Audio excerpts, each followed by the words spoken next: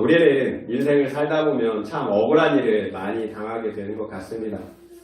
그러다 보면 이런 생각이 들어요. 이 세상도 그리고 이 세상에 사는 사람들도 참 악하구나, 악하고 불의하구나.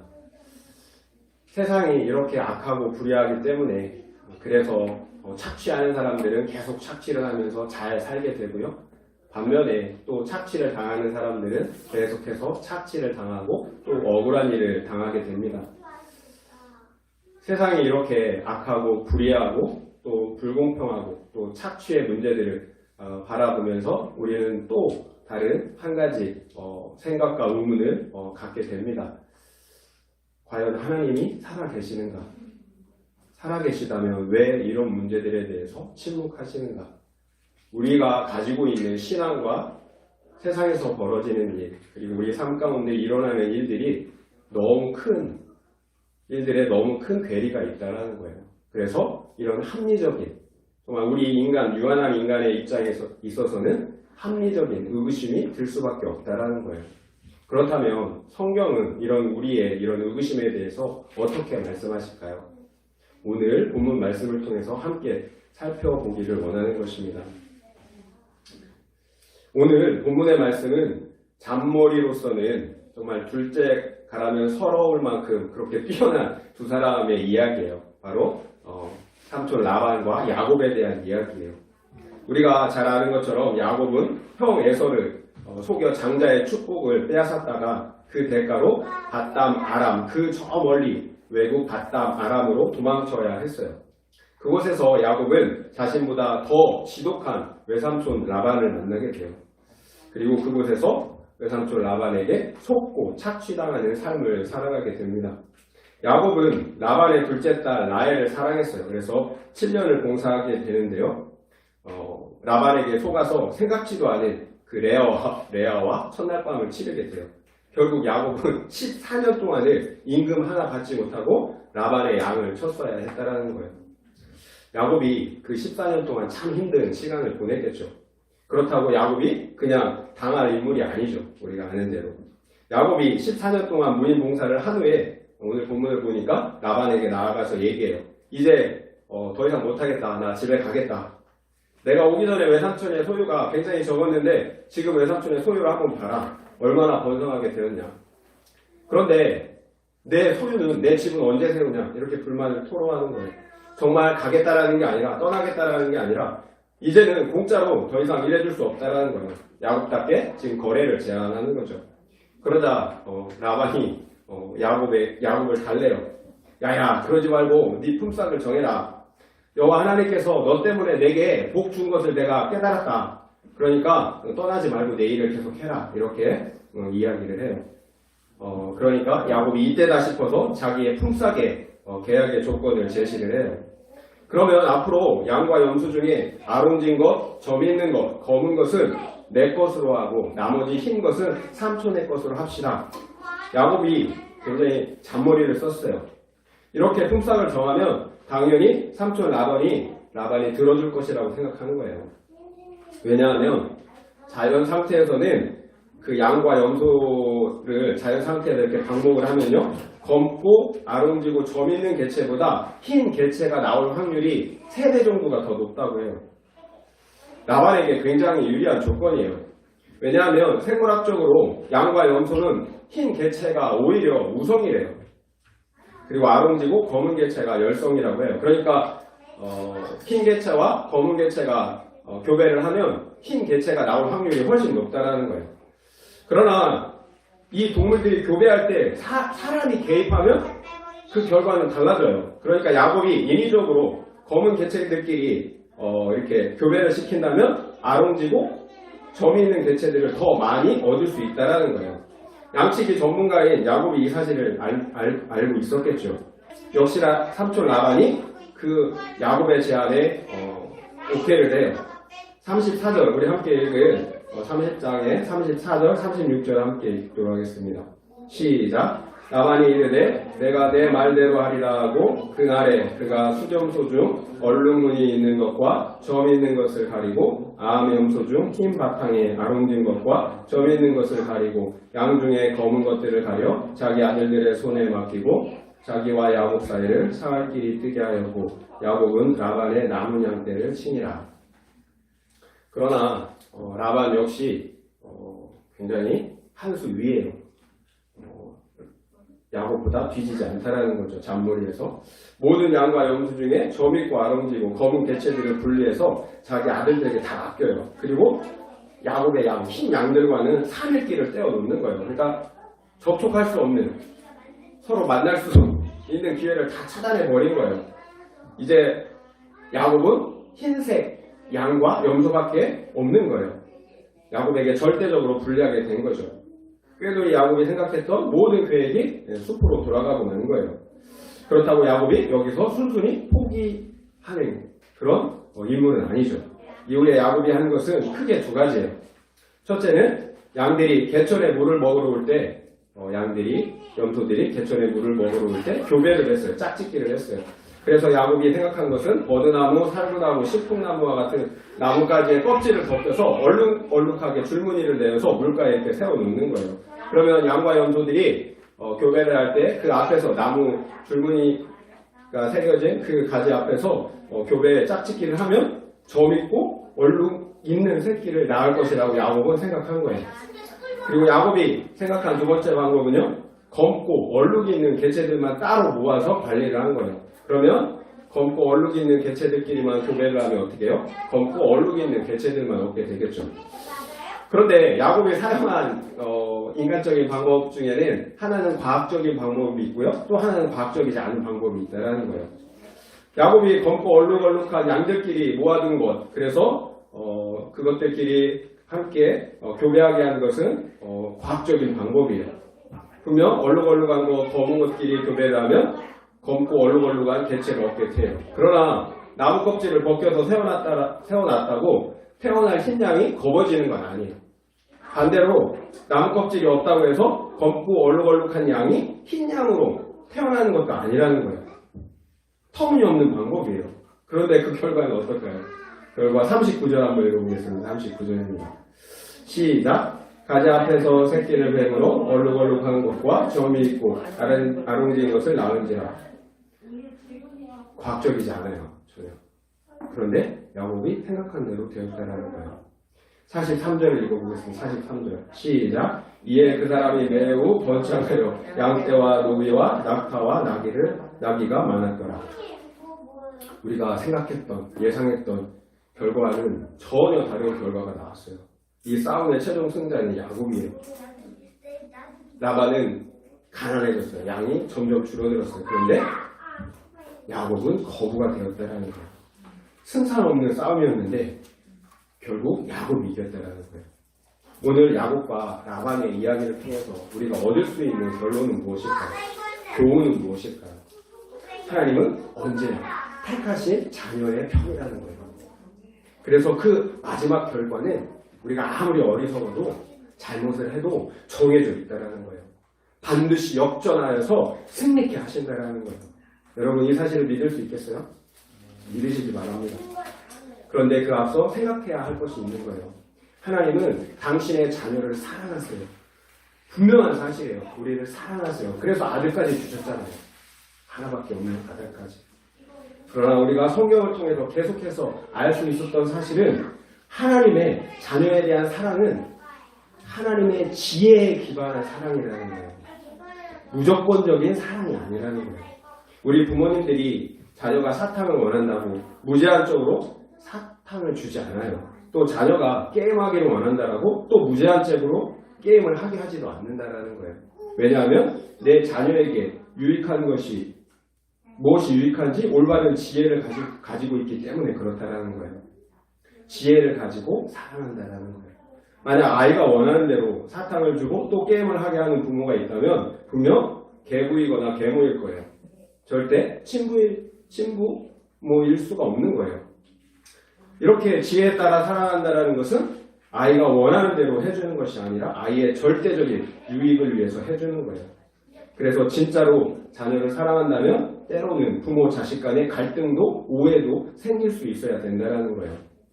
그러나 유한한 인간 부모는 아무리 자신의 지혜를 가지고 자녀를 사랑한다고 해도 실수할 수밖에 없어요. 왜냐하면 인간은 누구나 유한하고 또 자기 중심적인 죄를 가지고 있기 때문에 그래요. 이 사실을 우리가 인정해야 돼요. 이 사실을. 내가 옳다고 생각하는 그 지혜가 완전하지 않다라는 거예요. 나 중심적인 사랑일 수 있다라는 거예요. 나는 그렇게 사랑했지만 그게 나 중심적인 이기적인 사랑일 수 있다라는 거예요. 결과적으로 잘못된 부모의 사랑으로 자녀를 망치는 경우를 우리는 흔히 보게 돼요. 그러나 하늘에 계신 하나님 아버지는 그 지혜에 있어서 완전하다라는 거예요. 그 지혜에 있어서 완전하시고 전능하세요. 그래서 우리를 사랑하시는 데 있어 결코 실수하는 법이 없다라는 거예요. 하나님의 지혜에 따른 사랑, 그렇다면 하나님의 지혜에 따른 사랑은 무엇일까요? 하나님의 지혜는 성경을 통해서 다 계시해 놓으셨어요. 따라서 현재의 고난을 해석할 수 있는 유일한 방법은 성경 말씀밖에 없는 거예요. 우리가 그래서 매일 성경 말씀을 묵상해야 하는 이유인 거예요. 그 성경 말씀 속에 하나님의 지혜가 다 계시되어 있기 때문에 그렇다는 거예요. 하나님의 지혜, 그 성경을 통해 바라본 우리의 상태는 생각보다 굉장히 절망적이에요. 우리는 우리가 생각하는 것보다 더 많이 타락했고 더 많이 죄로 오염되어 있다는 거예요. 창세기 8장 21절의 말씀을 여러분에게 읽어드릴게요. 여호와께서 그 향기를 받으시고 그 중심에 이르시되 내가 다시는 사람으로 말미암아 땅을 저주하지 아니하리니 이는 사람의 마음이 계획하는 바가 어려서부터 악함이라. 내가 전에 행한 것 같이 모든 생물을 다시 멸하지 아니하리니. 사람의 마음이 계획하는 바가 어려서부터 악하대요. 사람이 생각하는 모든 것이 악하다라고 말씀하고 계신다라는 거예요. 처음 세상을 홍수로 심판하시고 노아의 제사를 받으신 후에 그 직후에 하나님께서 말씀하신 말씀이에요. 사람의 마음이 계획하는 바가 어려서부터 악하다라는 거예요. 이것이 하나님께서 바라보시는 우리의 모든 인류의 상태라는 거예요. 인류에게는 전혀 희망이 없어 보여요. 그래서 다른 성경에서는 의인은 없나니 하나도 없다라고 말씀하고 있다라는 거예요. 그래도 하나님께서 다시는 물로 심판하지 않겠다라고 하셨으니까 괜찮은 거 아닙니까? 이렇게 반문할 수도 있어요. 그러나 히브리서 9장 27절은 분명하게 얘기해요. 한 번 죽는 것은 사람에게 정해진 것이요 그 이후에는 심판이 있다라고 말씀하고 있다라는 거예요. 이제 이 땅에서의 물심판은 없어요. 하지만 최종적인 불심판이 남아있다라는 거예요. 하나님의 절대적인 은혜, 죄사함의 은혜가 없다면 모든 인류는 영원한 사망이라는 심판에 처해져야 할 운명이라는 거예요. 이 사실을 모른 채 이 세상 풍조를 따라 육적 행복만을 쫓아 살아가게 된다면 어떻게 될까요? 이런 급박한 상황에서 지혜로운 하나님의 사랑은 무엇일까요? 만약 하나님께서 우리를 진정으로 사랑하신다면 어떻게 하실까요? 그래서 하나님께서 성경을 통해 우리에게 구원의 길을 보여주신 거예요. 바로 구원자 예수 그리스도를 우리에게 허락해 주셨다라는 거예요. 하나님의 지혜로서는 다른 구원 얻을 만한 길이 없기 때문에. 요한복음 20장 30절, 31절 말씀을 읽어드리겠습니다. 예수께서 제자들 앞에서 이 책에 기록되지 아니한 다른 표적도 많이 행하셨으나 오직 이것을 기록함은 너희로 예수께서 하나님의 아들 그리스도이심을 믿게 하려 하며 또 너희로 믿고 그 이름을 힘입어 생명을 얻게 하려 함이니라. 하나님께서 행하신 모든 기적들, 그리고 예수님께서 행하신 모든 기적들을 다 기록하려면 이 성경으로 기록할 수 없어요. 다 기록해서 세상에 넣는다고 해도 이 세상이 부족하다라는 거예요. 그래서 성경을 기록한 유일한 목적은 뭐예요? 예수께서 하나님의 아들 그리스도이심을 믿게 하려는 거예요. 또 너희로 믿고 그 이름을 힘입어 생명을 얻게 하려 한다라는 거예요. 이것이 성경을 기록한 유일한 목적이라는 거예요. 예수를 믿고 죄사함을 받아 생명을 얻게 하려는 거예요. 하나님께서 우리에게 야곱이 당하는 것 같은 야곱이 당하는 것과 같은 억울한 일을 허락하시는 이유라는 거예요. 그 고난을 통해 이 세상 향락과 풍요와 거짓 가르침에서 깨어나길 원하신다는 거예요. 그래야 회개하고 예수를 믿어 생명을 얻을 수 있기 때문에 그렇다는 거예요. 우리는 본질적으로 악해서 우리의 정욕을 따라 우리가 원하는 것을 따라 살아갈 수밖에 없다는 거예요. 그래서 하나님 우리를 돌이키시기를 원하는데요. 어쩔 수 없이 우리에게 가시를 줄 수밖에 없는 거죠. 따라서 지금 여러분의 환경이 믿기 힘드시겠지만 하나님께서 여러분을 사랑하시기 때문에 허락하신 최고의 환경이라는 거예요. 말씀드리고 싶은 요지는 하나님은 당신의 완전한 지혜를 가지고 우리를 사랑하신다는 거예요. 그래요. 하나님은 야곱을 당신의 지혜를 가지고 사랑하셨어요. 그래서 하나님은 야곱이 원하는 대로의 풍요롭고 행복한 삶을 살도록 내버려 두시지 않았다는 거예요. 오히려 결핍과 고난과 억울함을 당하는 길로 인도하셨다는 거예요. 야곱 안에 삼촌 라반과 별반 다르지 않는 죄가 숨겨져 있기 때문에 그래요. 먼저 야곱은 장자의 축복권을 속여 빼앗은 죄인이에요. 그 직후에 원하지 않는 도피 생활을 해야 했어요.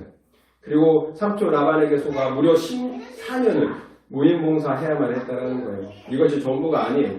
야곱은 자신보다 더 이기적이고 욕심 많은 라반에게 계속해서 속아야 했어요. 31장에 기록된 말씀을 보면 라반은 야곱의 그 삭슬 무려 10번이나 속였다라고 말하고 있어요. 다른 사람도 아닌 외삼촌이 나의 혈육이 계속해서 속였다라고, 그래서 속았다라고 한번 생각을 해보세요. 피가 거꾸로 솟을 것 같지 않습니까? 그런데 야곱 자신은 어때요? 말씀드린 것처럼 야곱은 자신의 형 에서 그리고 아버지를 속였던 사람이에요. 삼촌 라반을 욕할 자격이 없다라는 거예요. 결국 하나님께서는 야곱의 거룩과 구원을 위해서 바단 아람이라는 훈련장과 라반이라는 특별한 인생의 코치를 세팅해 놓으신 거예요. 하나님의 자녀에게는 결코 우연이라는 게 없어요. 야곱의 이기적이고 자기 중심적인 죄성을 뽑아내시기 위함이라는 거예요. 그래야 야곱을 하나님 나라의 복의 통로로 또 구원의 통로로 사용하실 수가 있기 때문에 그렇다는 거예요. 하나님께서 당신의 자녀들에게 억울한 일과 고난을 허락하시는 분명한 이유가 이렇게 있다는 거예요. 그래요. 하나님 아버지가 사랑하시는 대상은 세상 사람 라반이 아니에요. 하나님의 자녀, 오직 야곱이라는 사실이에요. 우리가 유치원이나 교회에서 아이들이 학예나 발표회를 하게 되면요. 신기한 것은 우리 부모님이 잘하는 아이를 집중해서 보지 않아요. 잘하든 못하든 내 아이만 이렇게 뚜렷하게 이렇게 바라보고, 제가 이렇게 옛날에 주일학교를 하니까 부모님들이 다 그래요. 자기 자녀만 쳐다봐요. 못해도. 자기 자녀한테서 눈을 못 떼는 거예요.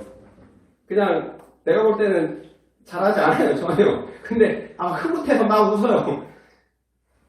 다른 사람들은 객관적으로 판단하는데 부모만큼은 엄청난 편견을 가지고 자기 자녀를 바라보는 거예요. 왜 그럴까요? 내 자식이니까, 사랑하니까. 하나님도 마찬가지라는 거예요. 하나님의 관심의 대상은 결코 세상 사람 라반이 아니에요. 오직 당신의 자녀 야곱이었다라는 거예요.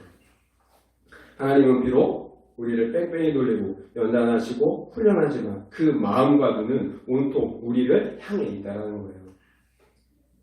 30장을 읽었는데요. 31장 말씀도 한번 읽어보겠습니다. 31장 11절부터 12절 말씀입니다. 31장 11절부터 12절이에요. 시작. 꿈에 하나님의 사자가 내게 말씀하시기를 야곱아 하기로 내가 대답하기를 여기 있나이다 하며 이르시되 내 눈을 들어보라. 양떼를 탄 순양은 다 얼룩무늬 있는 것, 점 있는 것과 아름진 것이니라. 라반이 내게 행한 모든 것을 내가 보았노라. 하나님은 결코 무관심한 하나님이 아니에요. 항상 사랑하는 당신의 자녀들을 지켜보고 계신다는 거예요. 어찌 보면 야곱은 속고 당하는 현실 속에서 또 되는 일이 하나도 없는 인생 속에서 혼자라고 느꼈을 수도 있어요.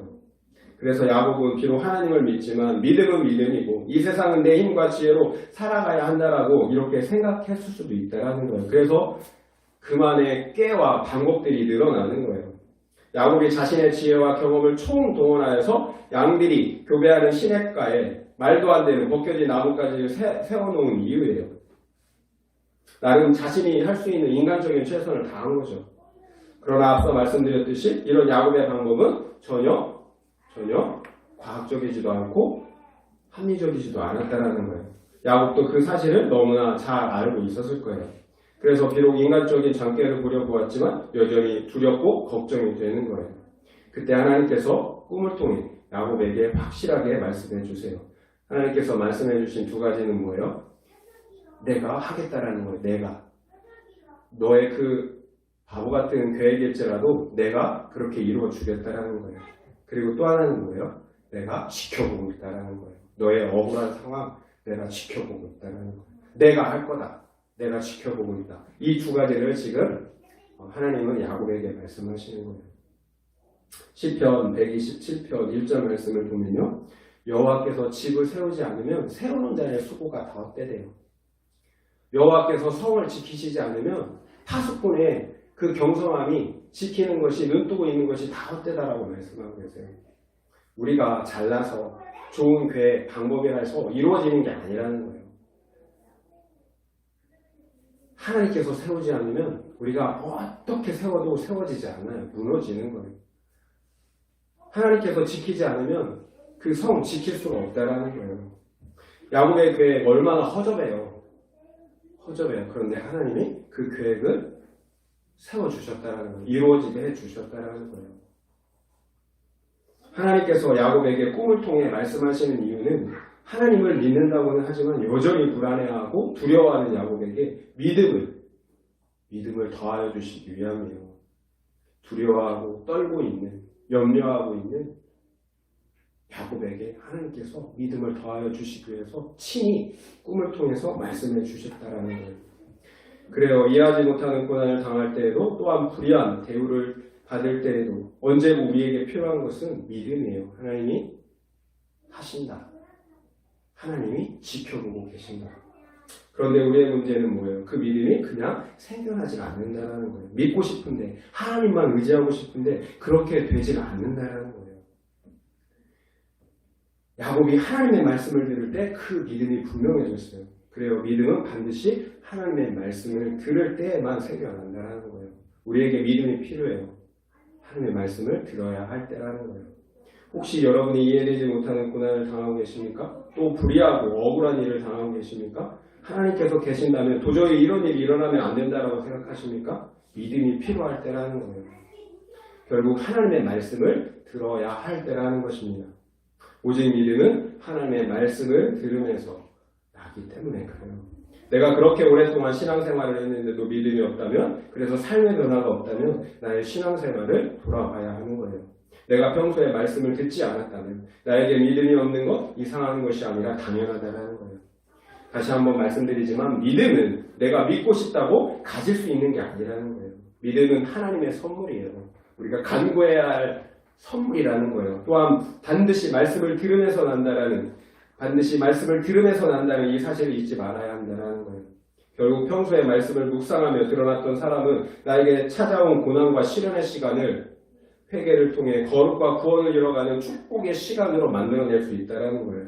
그러나 말씀이 없는 사람은 현재의 상황이 해석되지 않아요. 우리의 가장 큰 문제는 뭐냐면 이해되지 않는다는 거예요. 해석되지 않는다는, 이게 우리 인생의 가장 큰 문제예요. 그리고 두 번째 문제는 해석되지 않을 뿐만 아니라 하나님의 임재가 없다라는 거예요.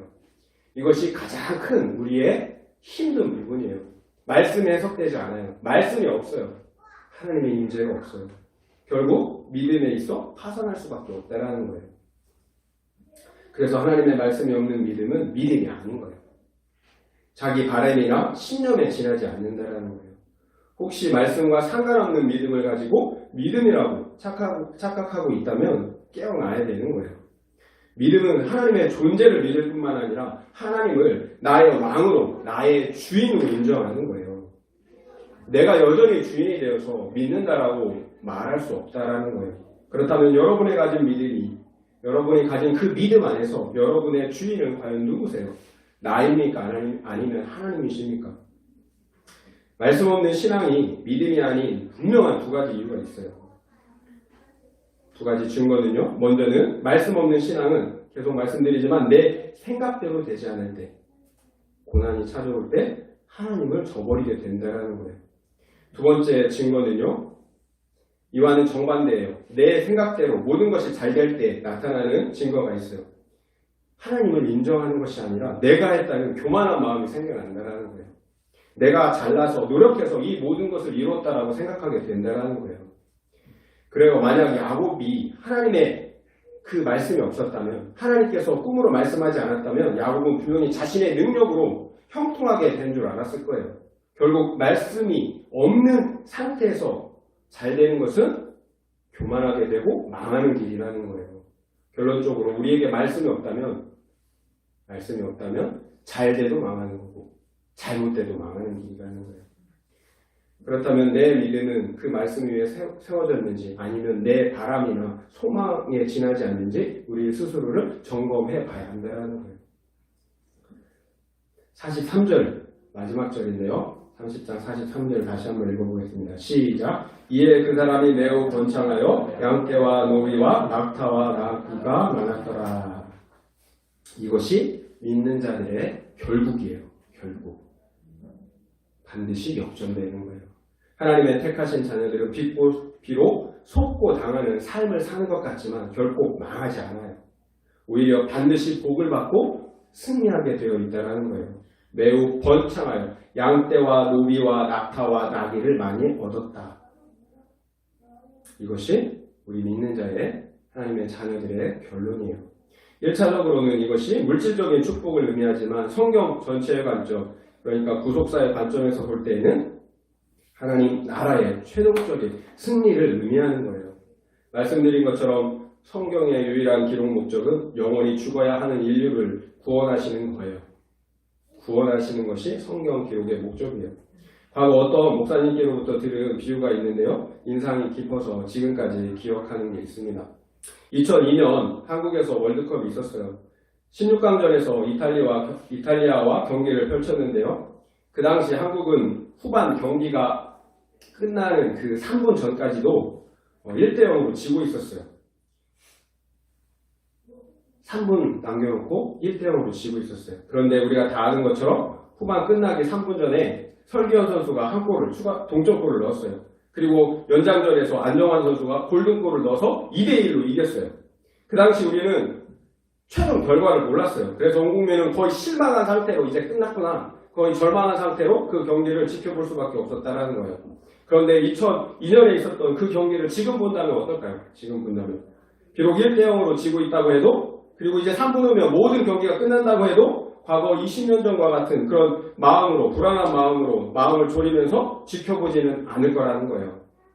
비록 골을 먹고 헛발질을 해도 지금 어떠한 상황, 불리한 상황일지라도 느긋하고 편안한 마음으로 그 경기를 지켜볼 수 있다는 거예요. 왜 그래요? 우리는 그 결과를 다 알고 있기 때문에 그렇다는 거예요. 우리의 인생, 하나님의 자녀들의 인생도 마찬가지라는 거예요. 우리는 그 마지막을 알고 사는 사람들이에요. 우리가 비록 상황의 음침한 골짜기를 지나고 있을지라도, 그래서 수많은 고난과 역경의 상황이 몰려올지라도 우리는 결코 염려하거나 두려워하지 않는다라는 거예요. 왜냐하면 우리는 분명하게 우리의 마지막을 알고 살아가는 사람들이기 때문에 그래요. 우리의 승리가 확정되어 있다라는 거예요. 우리의 승리가 확실한 이유는 예수께서 우리의 원수인 죄와 사망을 이미 십자가의 그 죽으심과 부활로 이기셨기 때문에 그래요. 우리는 단지 예수님께서 승리하신 그 승리를 믿음으로 취하기만 하면 되는 거예요. 우리에게 필요한 건 믿음이지 상황의 유불리가 아니라는 거예요. 우리에게 필요한 것은 믿음이지 상황의 유불리가 아니에요. 요한계시록 20장 10절 말씀을 읽어드리겠습니다. 요한계시록 20장 10절인데요. 또 그들을 미혹하는 마귀가 불과 유황못에 던져지니 거기에는 그 짐승과 거짓 선지자도 있어 세세토록 밤낮 괴로움을 받으리라. 이것이 마귀와 그를 따르는 세상 사람들이 당할 마지막 결말이에요. 마귀가 불과 유황못에 던져진다는 거예요. 예수님의 승리로 마귀와 그를 따르는 세상은 영원한 불못에 던져지기로 결정되어 있다는 거예요. 그렇다면 믿는 자들, 하나님의 자녀들의 결말은 어떨까요? 요한계시록 21장 4절 말씀을 읽어드리겠습니다. 모든 눈물을 그 눈에서 닦아주시니 다시는 사망이 없고 애통하는 것이나 곡하는 것이나 아픈 것이 다시 있지 아니하리니 처음 것들이 다 지나갔으리라. 모든 눈물을 그 눈에서 닦아주시니 다시는 사망이 없고 애통하는 것이나 곡하는 것이나 아픈 것이 다시 있지 아니하니 처음 것들이 다 지나갔으니라. 아멘. 하나님은 당신의 자녀들의 이 땅에서 당한 그 모든 억울한 눈물을 닦아주신다는 거예요. 다시는 사망과 아픔과 눈물이 없는 그곳에서 영원토록 살아가게 된다는 거예요. 이것이 하나님의 자녀들의 결말이에요. 이렇게 모든 결말은 결정되어 있어요. 다만 하나님의 백성을 다 구원하시기까지 그 시간이 단지 유보되어 있는 거예요. 추수하는 시기라는 거예요. 지금은. 다시 말하면 예수께서 이길 싸움을 우리도 싸워야 한다는 거예요. 그래서 믿음의 시간, 인내의 시간이 필요한 거예요. 이미 이겼지만 아직 경기는 휘슬이 불지 않은 거예요. 이긴 걸 다 알아요. 그런데 아직 휘슬이 불지 않았어요. 결국 우리는 예수님이 승리하신 그 승리를 우리의 삶의 영역에서 믿음을 통해 이루어 가야 하는 거예요. 이것이 우리가 말씀의 기준을 가지고 거룩을 통해 이루어야 할 구원의 모습이라는 거예요. 그렇다면 원수 사탄, 세상의 신이 하는 일은 무엇입니까? 속이는 거죠. 속이는 것. 세상의 가치, 부귀, 영화, 음란, 거짓 명의 역사를 통해서 말씀을 변질시키는 거예요. 그리고 우리의 믿음을 무너뜨리는 거예요. 이것이 사탄이 하는 일이에요. 하나님은 분명하게 라반이 내게 행한 모든 것을 내가 보았다라고 말씀하고 계세요. 하나님은 바라보고 계시는 분이에요. 하나님은 하나님의 자녀들을 지키실 뿐만 아니라 이 세상을 자신의 공의의 말씀을 따라 심판하시는 공의의 하나님이시라는 거예요. 그래요. 하나님은 비록 이 땅에서 지금 당장 심판하지 않으신다 할지라도 마지막 날에는 반드시 당신의 그 공의의 말씀을 따라 다 공정하게 심판하신다는 거예요. 그러니까 세상이 불의하다고 하나님께서 계시지 않는다거나 또 하나님께서는 이 세상에 대해서 무관심하다거나 이렇게 속단하며 불평해서는 안 된다는 거죠. 우리는 이 땅에서 억울한 일을 당하고 또 고난을 받을 수 있어요. 심지어는 육체의 죽음까지 당할 수 있어요. 그러나 이 땅에서의 믿음의 싸움이 두렵지 않은 이유가 있어요. 말씀드린 것처럼 우리는 그 마지막 결국을 알고 있기 때문에 그래요. 우리는 우리의 의로움 되시는 예수 그리스도로 말미암아 이미 영원한 생명을 소유하고 있는 사람들이라는 거예요. 이미 우리 안에 영원한 생명을 소유한 사람들이라는 거예요. 이것이 우리의 승리의 보증인 거예요. 그렇다면 불의한 세상 이 세상 사람들에 대한 우리의 태도, 우리의 자세는 어때야 될까요? 우리가 흔히 하는 잘못이 있어요. 이 세상 사람들, 나에게 억울한 일을 가하는 그 사람들을 판단하고 정죄하고 대적하는 거예요. 왜 그래요? 판단하고 정죄하고 대적하는 게 우리의 본능이에요. 가장 쉬운 방법이에요. 그래서 우리는 세상 사람들을, 나에게 억울하게 하는 그 사람들을 판단하고 정죄해요. 그런데 문제가 있어요. 판단하고 심판하고 정죄하는 일은 하나님의 것이라는 거예요. 우리가 판단하고 정죄하는 일을 한다면 우리는 하나님의 자리를 탐하는 거예요. 하나님의 자리에 앉는 교만한 죄를 범하는 것이라는 거예요. 그렇다면 우리가 이런 악한 세상 사람들을 보면서 우리가 해야 될 우리의 바른 태도, 자세는 무엇일까요? 그 사람들을 통해서 내 죄를 보는 거예요. 라반과 야곱은 별반 다르지 않아요. 다만 하나님께서 택하셨냐, 택하시지 않았냐의 그 차이지 별반 다르지 않다라는 거예요. 결국 그 사람을 통해서 나의 죄를 보는 거예요. 나의 이기심, 나 중심적인 죄를 보는 거예요. 나의 죄를 보고 회개하는 거죠. 그리고 구원을 이루어 가는 거예요. 이것이 우리가 해야 될 세상 악과 나를 억울하게 하는 사람들에 대한 우리가 가져야 될 바른 태도라는 거예요. 판단하고 정죄하는 것은 하나님의 자리에 앉는 거예요. 우리가 해야 될 것, 똑같은 죄인인데 죄인이 죄인을 판단하고 정죄할 수는 없다라는 거예요. 그것은 하나님의 몫이라는 거예요. 우리가 해야 되는 것은 뭘까요? 우리의 죄를 보는 거예요. 그리고 회개하고 거룩을 이루어가는 거예요. 이것이 함께 살 수 있는 방법이라는 거예요. 성경 기록 중에 하나님의 그 자녀의 인생 역전을 가장 극명하게 보여주는 예수님의 비유 말씀이 있어요. 바로 거지 나사로와 그리고 부자의 이야기예요. 한 부자가 있었어요. 그 부자는 늘 호화로운 잔치를 벌이며 호화롭게 살았어요. 반면에 나사로라는 거지는 영양실조에 걸려서 온몸이 헐은 상태로 그 부잣집 상에서 떨어지는 음식을 주워 먹었다라는 거예요. 나사로의 상태가 얼마나 처참한지 심지어 개들이 와서 그 헐은 상처를 핥아 먹었다라는 거예요. 그러나 부자는 그 거지 나사로를 조금도 긍휼히 여겨주지 않았다라는 거예요. 돌아보지 않았다라는 거예요. 결국 시간이 지나 나사로도 죽고 부자도 죽었어요. 그런데 그들이 죽은 이후에 대역전극이 벌어졌다는 거예요. 나사로는 천국에 들어가서 아브라함의 품에 안겨서 영원히 안식하게 되었고요. 부자는 뜨거운 불지옥에서 영원토록 고난을 당하게 되었다는 거예요. 이것이 예수님께서 우리에게 하시는 말씀이에요. 이 땅에서의 향락과 고난은 잠시였지만 천국과 지옥에서의 그 안식과 형벌은 영원하다는 거예요. 여러분 무엇을 선택하시겠어요? 하나님이 지혜로우신 분이라면 우리를 어떻게 사랑하시겠어요? 말씀을 마무리하겠습니다. 야곱은 비록 하나님의 택하심을 받은 자녀였지만 삼촌 라반에게 계속해서 속아야만 했어요. 라헬을 얻는데 무려 14년을 봉사해야 했고요. 또 6년간 자신의 품삯을 10번이나 속아야만 했습니다.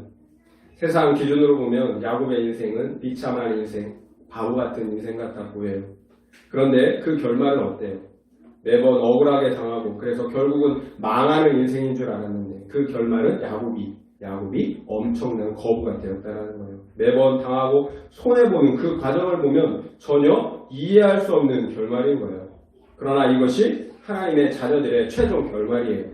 바보 같은 인생, 망하는 인생, 손해보는 인생 같은데 결국은 성공하는 인생, 승리하는 인생, 복받는 인생이 된다는 거예요. 그러니까 우리가 인생을 살면서 이 땅에서 어떤 라반을 만나도 상관이 없다는 거예요. 어떤 억울한 일, 어떤 고난이 와도 상관이 없다는 거예요. 왜 그래요? 하나님은 항상 우리의 편이기 때문에 그래요. 전능하신 그 하나님이 항상 우리의 편이라는 거예요. 그래서 하나님께서 지금 그 불리한 상황을, 그 억울한 상황을 역전시켜 주신다는 거예요. 아무리 억울해도 아무리 불리해도 전능하신 하나님이 우리의 편이에요. 그래서 그 상황을 역전시켜 주신다는 거예요. 결국 이 세상을 이기는 그 승리는 믿음인 거예요. 이 세상을 이기는 그 승리는 믿음이에요. 오직 믿음만이 어떤 라반도 그리고 이 세상도 이길 수 있는 승리이고 하나님의 능력이라는 거예요. 바라기는 우리 모두는 말씀 위에 그 굳건한 믿음으로 야곱이 그랬던 것처럼 반드시 역전하는 인생이 다 되시길 예수의 이름으로 축원드립니다. 아멘.